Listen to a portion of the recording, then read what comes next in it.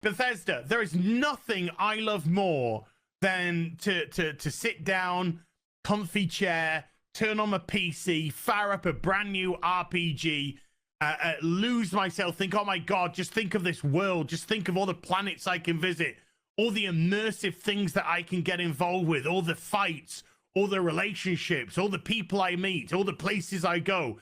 I'm so excited to go there. And you know, I love nothing more than, with all of that laid out in front of me, I love nothing more than to be dragged out at every conceivable opportunity so you can current day us. Sorry, did you want to get immersed in our world? Yeah, well, guess what? Get pronouns! Hello everyone, once again from the Tory capitalist dystopia of the United Kingdom. Now today I have to bring you some sad news. While we often cover anti-SJWs on this channel, most of them are American or Canadian, but it appears one of the worst of them is actually a British dude. You know my relationship with the UK, all my grandparents are Irish who immigrated here in the 40s and 50s, so I don't really identify with this guy, and I don't really want to apologize for this guy, but I will want to say that even though this guy gives the UK like a terrible reputation, there is a lot of like nice normal people here as well. And I would actually say, for all its faults and for all the anti-leftism, I don't think this guy is even a good representation of like maybe your average gamer dude who might lean right. Like I don't even think most people in the UK care. Case in point, remember The Last of Us Part 2, lots of controversy. Talked to like my random friends about it, they all liked it. Didn't even understand what the controversy was, I'd never even heard of it, right? It feels like that's just your average British gamer. I could be wrong. I don't think this guy is a good representation of it. I think he's just a man baby, and I also think he's a grifter as well. Like I don't think heel versus babyface or whatever his name is, I don't think he is genuinely angry about everything, because we're going to show you a video of him getting very mad about Fable as well, because that's how I first saw his channel in the first place, was this unhinged reaction to the Fable trailer. But yeah, a bit of just a fun one today, not really a massive point about politics, apart from how anti-wokeism just really rots your brain, where you just get angered about the dumbest shit possible. And it's also funny calling Bethesda games woke. Like, you know, go back and play Fallout 3, New Vegas, and 4.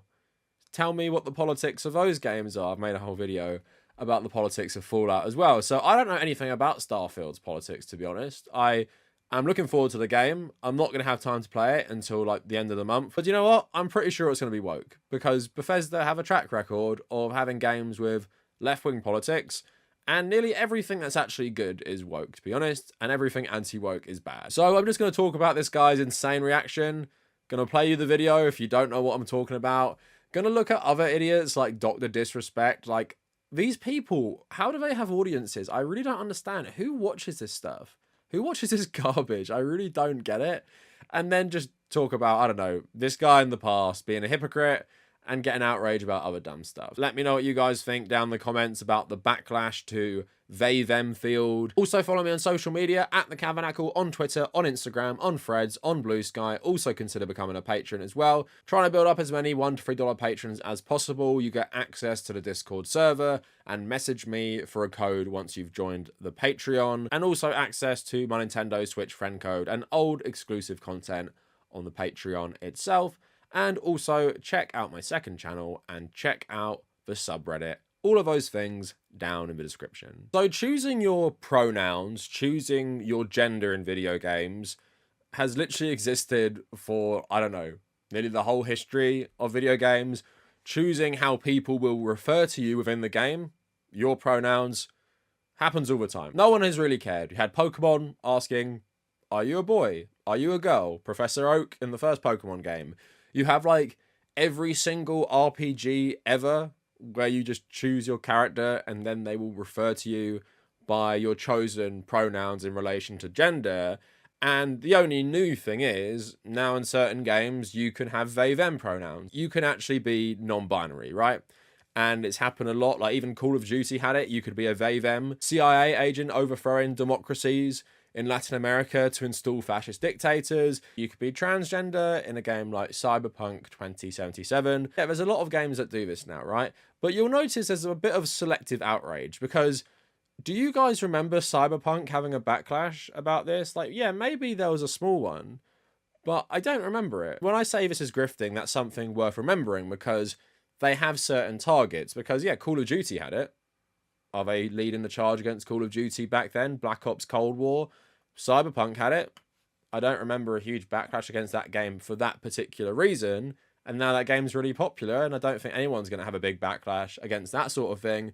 But Starfield is having a moment where people are working out how they feel about the game. And there's been a lot of negative reaction to the game, being like, it's just another Bethesda game, it's Fallout 4 in space. So these people are looking for an angle to grift in. And because they know it might be more polarizing in their head if you say this game is just straight out trash, because they know Bethesda games are popular, lots of right-wing people will play these games and like them, they instead focus on something more stupid. The fact that you can choose they, them pronouns in a game, or more broadly, just any pronouns. And apparently that's very unbelievable in a future sci-fi galaxy which, you know, transcends planet Earth itself. The most unbelievable thing about that is they, them pronouns being in the game probably set like hundreds of years like in the future. It reminds me of like backlash to Star Wars and people saying like, you know, Star Wars gone woke because there's non-binary people. In a universe which has like infinite numbers of alien species, it's, you know, they, them pronouns is the most unbelievable that humans use. So anyway, this guy called Dan Vask posts this rant, this guy's video. So Western gaming with a Y, industry with the mighty heel versus babyface. And I'm going to subject you to this. I'm not sure how much I will play. But if you haven't watched this before, I think you're in for a bit of a treat. So here we go. Sorry, did you want to get immersed in our world? Yeah, well, guess what? Pronouns! Gender ambiguity! In current day Californian shit! Because that's all we can know! Because we're boring! We're so boring! We can't see past our own reflection. That's the level of our narcissism here at Bethesda Western Game Company. Fuck your immersion. Fuck you having a good time. Fuck you falling into a world and just getting lost. No, no, no! Current day! You're boring! You're dull! You have nothing to say! You are a one-hived mind twat waffle! And you wonder why people are getting so fucking sick and tired! You take everything we love, all our immersions, all our fantasies, all our escapism, and you just can't help shovel your dog ideology into everything! Every single solitary thing! So if you're thinking, that is a bit much, even for horrible incel anti-SJWs, you'd be right, because actually, it seems nothing brings people together than a man baby, like literal neckbeard, embarrassing himself on camera. Because I've seen people that I normally don't like, who have like terrible takes on certain things, actually calling this guy out for being absolutely hysterical about this. But it's so funny, like I said, Bethesda games are very political, always political. Fallout is actually like a satire of like American conservatism in like the 1950s and stuff, right? Has a lot of anti-capitalism in there. He's talking about ideology with pronouns, right? Is Caitlyn Jenner a leftist? The first transgender MP in the UK was a Tory, right? So just being trans and having they, them pronouns is not inherently woke or political, right? But also, yeah, just like, so embarrassing. And he's talking about, you know, you ruin everything, Bethesda. Just don't play it, dude. It's not like an existing property. It's a completely new IP. Don't play it. If it makes you so angry, don't play it. Go play a conservative game. Go play that game starring Mickey Rourke, that anti-communist game where he goes to North Korea and goes on a rampage, right? Go play that. Go play something that fits in more of your ideology. Leave the actual good games to everyone else. Leave the good games to people who don't care that you can choose as a player character to be non-binary. Choose being the important word. Neckbeard, just choose to be a dude who goes by he, him. Again, it's like bottom of the barrel. But it's funny because if he's not actually angry about this, like personally, and he's just grifting, trying to like make some outrage where none really exists, the level he goes for that is so funny. But the thing is, I'm in two minds, really, because I've heard him say the exact same rant, literally word for word nearly, on other stuff. So I don't really know, to be honest. But yeah, that was really funny. And like I said, there was a pretty unanimous dunking on him. And pretty rare Actman, Twitter W, he responds to this saying, gorilla-shaped man on the verge of crying because Starfield lets you pick pronouns at the start of the game and then it's never brought up again. Somebody please shoot this guy with a bear tranquilizer. He's going to attack someone. And then replying to someone who's asking about it, he says, I think obsessing over pronouns is as cringe as the next reasonable man. But I'm like 8 hours in and I cannot recall a single moment when my character's pronouns were brought up. It's such a superfluous issue. Review Tech USA, who granted is more left-leaning than the Actman, saying, I'm jealous. I want to live in heel versus babyface's world where life is so easy that pronouns in a character creation screen cause me to rage like this. What conservatives can't even accept is if a game does not agree with their politics, they just don't like it because they want everything to conform to their worldview, because that's what being a conservative is, right? You want the status quo. You want the world either how it is right now, or you want to even revert it back to an earlier state, right? So if you're playing something that challenges norms of any kind in society or dissect the politics of stuff, you're not going to want that because it could chip into your brain and affect your worldview because you're being exposed to ideas that don't agree with you. It also shows how insecure they are, because I have no problem saying I like Call of Duty Black Ops 1's campaign. It's literally racist, anti-communist propaganda, but it's still a good game, right? It's still fun to play and has fun levels. The politics of it are trash. Same with, Modern Warfare games as well, right? I can remove my own personal politics from the experience and critically analyze the game and say, yeah, the politics are trash.